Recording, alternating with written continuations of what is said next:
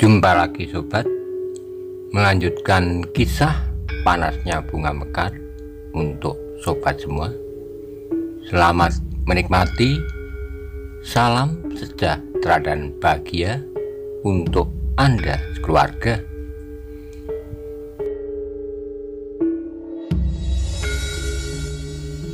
Pada episode sebelumnya dikisahkan, dalam pengembaraannya Maisa Bungalan sampai di Padukuhan Watan.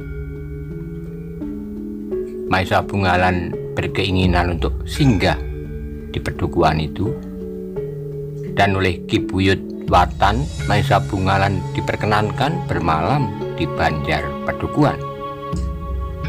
Bagaimanakah kisah selanjutnya? Simak bersama-sama. "Siapa namamu?" bertanya Ki Buyut.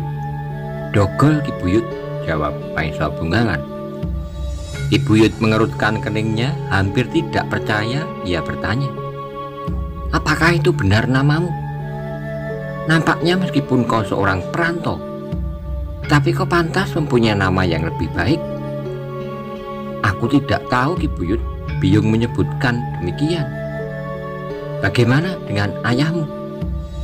"Aku tidak pernah mengenal ayahku. Menurut Biyung, ayah meninggal sejak aku belum lahir." Ki Buyut mengerutkan keningnya, ada kecurigaan terbersit di wajahnya. Dengan ragu-ragu ia pun bertanya, "Hei, apakah kau benar mempunyai seorang ayah?" Maisa Bungalanlah yang kemudian menjadi heran. Jawabnya, "Apakah ada seorang yang tidak mempunyai ayah? Maksudku, kau mempunyai ayah yang sah. Mungkin biyungmu telah ditinggal pergi oleh seorang laki-laki yang belum pernah menjadi suaminya." Rasa-rasanya Maisa Bungalan tersinggung. Untunglah ia segera menyadari bahwa ialah yang telah memulai dengan suatu cerita yang kaya, memang dapat menimbulkan dugaan demikian. Namun demikian ia menjawab, "Menurut Biyung, tidak Ki Buyut. Ayah meninggal sebelum aku lahir. Tapi ya benar ayahku, karena aku mempunyai seorang kakak perempuan." Ki Buyut mengangguk-angguk, katanya, "Jika demikian, singgahlah di Banjar.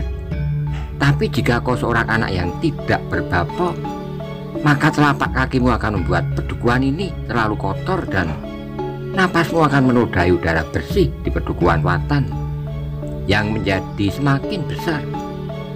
Padukuhan ini kemudian akan menjadi cengkar dan sawah-sawah akan kekeringan. Sebenarnya lah Ki Buyut, kakakku lahir lebih dahulu.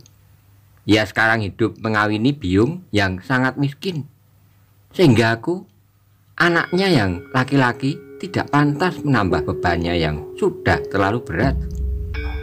Dan kau tidak berusaha menolong Biyung dan kakak perempuanmu. Aku meninggalkan mereka setelah aku melihat kemungkinan sepeletik terang kakak perempuanku akan kawin dengan seorang laki-laki yang baik. Tapi laki-laki itu pun laki-laki miskin, yang tentu akan merasa sangat berat untuk menerima beban kehadiranku. Itulah sebabnya aku pergi merantau. Mungkin aku akan tersesat dalam lingkungan yang dapat memberikan lapangan kehidupan baru bagiku." Namun ternyata Ki Buyut hanya mengangguk-angguk saja. Ia tidak menawarkan apapun juga kecuali kesempatan bermalam. Ia tidak menawarkan untuk memberinya pekerjaan sebagai seorang pekatik sekalipun, meskipun nampaknya Buyut di Watan hidup agak cukup. Tapi kesempatan untuk bermalam itu pun sudah terlalu cukup baginya. Ia akan mendapat kesempatan melihat Padukuhan yang besar itu, yang terdiri dari beberapa kelompok padesan yang terpencar di daerah yang cukup luas. Di hari-hari pertama tidak ada yang menarik perhatian Maisa Bungalan. Di siang hari ia melihat-lihat keadaan dari Regol Banjar, atau sekali ia berjalan menyusuri lorong menuju ke pusat keramaian Padukuhan Watan. Namun di malam harilah Maisa Bungalan justru banyak melihat. Hampir ia telah melihat dari dekat rumah di Padukuhan induk. Rumah yang nampaknya lebih baik dari rumah-rumah di padesan-padesan yang lebih kecil. Tetapi tidak ada yang menarik perhatiannya. Rumah itu tidak memiliki sesuatu yang pantas diperhatikan, selain beberapa di antaranya yang mempunyai 1-2 orang gadis yang menginjak masa remaja. Karena itu, maka pedukuhan itu tidak lagi dapat mengikat Maisa Bungaran lebih lama lagi. Ia sudah berniat untuk meneruskan perjalanannya ke Ganter. Tetapi di hari berikutnya justru terjadi sesuatu yang menahan Maisa Bungaran. Ia mulai melihat keganjilan-keganjilan di warung-warung yang pernah dikunjungi. "Apa yang mereka lakukan?" bertanya Maisa Bungaran kepada seorang perempuan penjual jagung ketika ia duduk bersila sambil mengunyah jagung di bawah sebatang pohon preh di depan sebuah warung yang cukup besar. "Biasa," jawab perempuan penjual jagung itu lambat sekali. Maisa Bungaran tidak memaksanya untuk berbicara karena agaknya perempuan itu menjadi ketakutan. Baru setelah beberapa orang meninggalkan warung itu, perempuan itu berkata, "Mereka adalah pemungut-pemungut pajak." Oh, Maisa Bungaran mengangguk-angguk. Wajar sekali, dimanapun juga ada pemungut pajak. Itu pemungut pajak pedukuhan yang menyerahkan uangnya kepada Ki Buyut dan bebaunya bagi perkembangan pedukuhan ini. Tapi di samping mereka masih ada pemungut-pemungut pajak yang lain. Wajah perempuan itu menjadi pucat, namun Maisa Bungaran tidak mendesaknya lagi.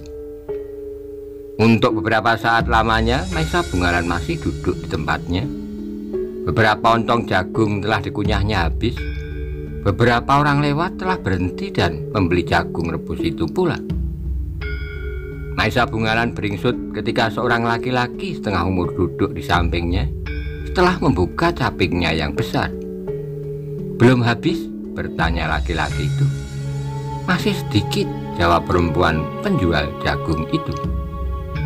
Laki-laki itu mandang Maisa Bungaran sejenak, kemudian sambil tersenyum ia bertanya, "Enak bukan jagung rebus ini?" "Ya paman, tidak terlalu muda dan tidak terlalu tua," jawab Maisa Bungaran. "Ya suamiku," berkata perempuan penjual jagung itu. "Setiap saat seperti ini ia menjemputku." Maisa Bungaran mengangguk-angguk, namun tiba-tiba saja timbul niatnya untuk bertanya tentang para pemungut pajak. Mungkin suami penjual jagung itu lebih berani memberikan keterangan. Apalagi tidak ada lagi orang-orang yang mencurigakan di antara mereka yang masih berkeliaran. "Paman," berkata Maisa Bungaran kemudian, "apakah paman mengetahui serba sedikit tentang pemungut-pemungut pajak itu?" Wajah orang itu tiba-tiba menjadi tegang. Dipandanginya beberapa orang di sekelilingnya, namun kemudian ia pun menarik napas dalam-dalam, katanya, "Marilah kita berbicara tentang hal yang lebih menarik. Apakah kau orang asing di sini?" "Aku adalah seorang perantau. Aku singgah di desa Watan ini untuk beberapa hari." "Kemanakah tujuanmu?" "Aku tidak tahu paman. Aku berjalan, asal saja berjalan. Aku meninggalkan keluargaku yang kesulitan," jawab Maisa Bungaran. Laki-laki itu termangu-mangu sejenak. Sekali lagi ia mandang berkeliling. Lalu katanya, "Sebaiknya kau tidak usah bertanya tentang pemungut pajak." Lalu laki-laki itu berpaling kepada istrinya sambil bertanya, "Apakah mereka datang?" Perempuan itu mendekat kemudian berbisik, "Kelompok Ki Branang." Laki-laki itu menarik napas dalam-dalam, katanya, "Mereka adalah orang-orang yang keras hati, tetapi kelompok Ki Branang masih lebih baik dari kelompok yang lain." "Kelompok yang mana lagi?" bertanya Maisa Bungaran. "Kelompok Ki Lambun." "Kenapa ada 2 kelompok?" bertanya Maisa Bungaran pula, meskipun ia sudah dapat meraba. Laki-laki itu terdiam, dipandanginya bakul istrinya yang memang sudah hampir kosong. "Jangan bertanya, jika kau masih ingin makan jagung, makanlah. Aku sudah kenyang. Kalau begitu pergilah. Kau bermalam di mana di pedukuhan ini?" "Di Banjar, Paman, atas kemurahan Ki Buyut." Orang itu mengangguk-angguk katanya, "Pergilah ke Banjar, tidak ada gunanya kau mengetahui apapun juga tentang pemungut pajak itu." Maesa Bungalan terdiam. Ia sadar bahwa ada sesuatu yang kurang wajar. Kebanyakan dari orang-orang yang tidak mempunyai kedudukan apapun lebih senang diam dan tidak berbicara tentang pemungut-pemungut pajak. Sejenak Maesa Bungalan masih duduk bersila meskipun ia tidak mengunyah jagung lagi. Beberapa saat lamanya ia masih memandangi orang-orang yang berkeliaran untuk membeli bermacam-macam keperluan. Satu dua orang masih duduk di dalam warung yang seolah-olah memang tidak pernah kosong. Penjual jagung itu masih duduk di belakang bakulnya, dan suaminya pun masih duduk tepekur di tempatnya. Wajah suami istri penjual jagung itu tiba-tiba menjadi tegang. Sekilas mereka memandang seorang laki-laki muda yang mendekati warung itu, diikuti oleh seorang yang sudah lebih tua. Sejenak keduanya berdiri termangu-mangu memandangi beberapa orang yang nampak seolah-olah menyibak. Namun kemudian ia pun masuki pintu warung itu. Maesa Bungalan menjadi semakin curiga, apalagi ketika satu dua orang yang berada di warung itu pun dengan tergesa-gesa pergi meskipun barangkali perut mereka belum kenyang. "Nih," berkata laki-laki yang duduk di dekat Maesa Bungalan, "sudahlah, jika jagungmu tinggal sedikit, mari kita pulang." Perempuan penjual jagung itu tidak menjawab. Ia pun kemudian mengemasi dagangannya dan dengan tergesa-gesa meninggalkan tempatnya. Maesa Bungalan masih duduk di tempatnya. Perempuan penjual jagung itu menerima uangnya seolah-olah sambil berlari saja tanpa dihitungnya. "Tentu ada sesuatu yang gawat," berkata Maesa Bungalan di dalam hati. Namun ia sudah dapat menerka bahwa anak muda yang memasuki warung itu adalah seorang anak muda yang disegani. Tentu ada hubungannya dengan pungutan pajak yang lain dari yang sudah dilakukan oleh beberapa orang terdahulu. Aneh, nampaknya Ki Buyut termasuk seorang yang baik dan sabar, bahkan pemurah, tapi menilai sikap pemungut pajaknya. Ternyata ia termasuk orang yang keras dan barangkali suka meras rakyat yang tinggal di dalam lingkungan kuasanya. Maesa Bungalan berteka-teki dengan dirinya sendiri. Namun justru karena itu maka Maesa Bungalan pun tetap duduk di tempatnya. Ia ingin mengetahui apa yang akan dilakukan oleh anak-anak muda itu. Berapa saat lamanya Maesa Bungalan duduk di tempatnya, beberapa orang telah meninggalkan tempat itu, seperti penjual jagung yang seolah-olah menjadi ketakutan. Beberapa saat lamanya ia menunggu, tapi anak muda bersama kawannya itu masih saja berada di dalam warung. Apa saja yang dilakukan? Pertanyaan itu rasanya mengganggu perasaan Maesa Bungalan, tetapi ia tidak dapat memasuki warung itu tanpa menumbuhkan kecurigaan. "Sampai kapanpun aku akan menunggu," berkata Maesa Bungalan dalam hatinya. Karena itu maka ia pun beringsut sedikit dan duduk bersandar di pohon preh. Dengan demikian ia akan dapat menunggu untuk waktu yang lebih lama sambil bersandar dan memeluk lutut. Kegelisahan masih saja nampak pada orang-orang yang masih ada di sekitar tempat itu. Orang-orang yang tidak dapat pergi meninggalkan dagangan mereka yang masih cukup banyak. Namun ada juga satu dua orang yang lebih baik menyingkir daripada duduk di tempatnya dengan gelisah. Tetapi ternyata bahwa Maesa Bungalan tidak menunggu lebih lama lagi. Anak muda itu pun kemudian keluar dari warung itu tanpa terjadi sesuatu. Sejenak anak muda itu berdiri di muka warung sambil memandang sekelilingnya. Agaknya sikap Maesa Bungalan sangat menarik perhatiannya. Maesa Bungalan sama sekali tidak menunjukkan sikap yang gelisah seperti kebanyakan orang yang ada di tempat itu. Maesa Bungalan menjadi berdebar-debar karena ternyata anak muda itu melangkah mendekatinya, diikuti oleh kawannya yang lebih tua. Di luar sadarnya Maisa Bungalan telah melihat di pinggang anak muda itu melilit seutas rantai baja putih yang mengkilat. Kisana, sapa anak muda itu, apakah yang sedang kau lakukan di situ? Maisa Bungalan tergagap, ia mulai menyadari kesalahannya, bahwa sikapnya telah menarik perhatian anak muda itu. Dengan demikian maka untuk selanjutnya Maisa Bungalan nampak gelisah dan ketakutan. Dengan suara yang bergetar ia menjawab, Aku tidak apa-apa Kisana. Apakah kau menunggu seseorang?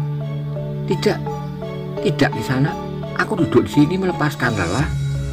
Aku sebenarnya hanya ingin melihat tempat yang termasuk ramai di Pedukuhan ini. Tempat yang belum pernah aku lihat sebelumnya. Oh, anak muda itu mengangguk-angguk. Jadi kau bukan orang Watan? Maisa Bungalan menggeleng lemah. Bukan Kisana. Aku bukan orang Watan. Orang itu tersenyum lalu katanya, jika kau ingin duduk saja di situ, duduk sajalah. Kau akan melihat sesuatu terjadi.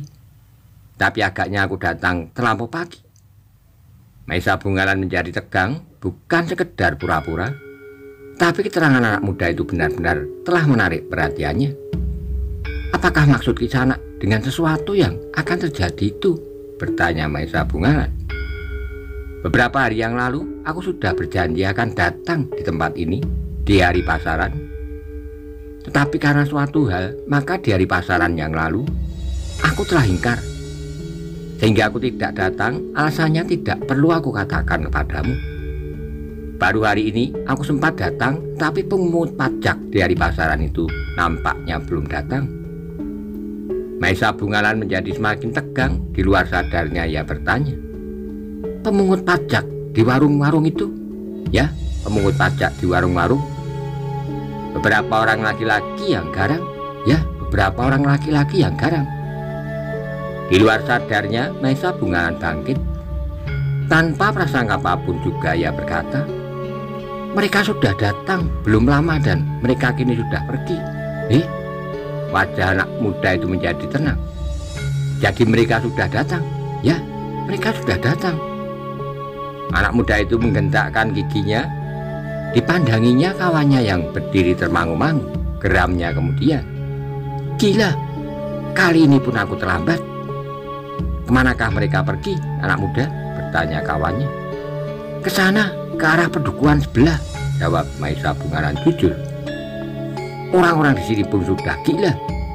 Menurut penjual di warung itu, mereka belum datang. Ia mencoba menipuku. Apakah pungut pajak itu justru menguntungkan orang-orang di sini?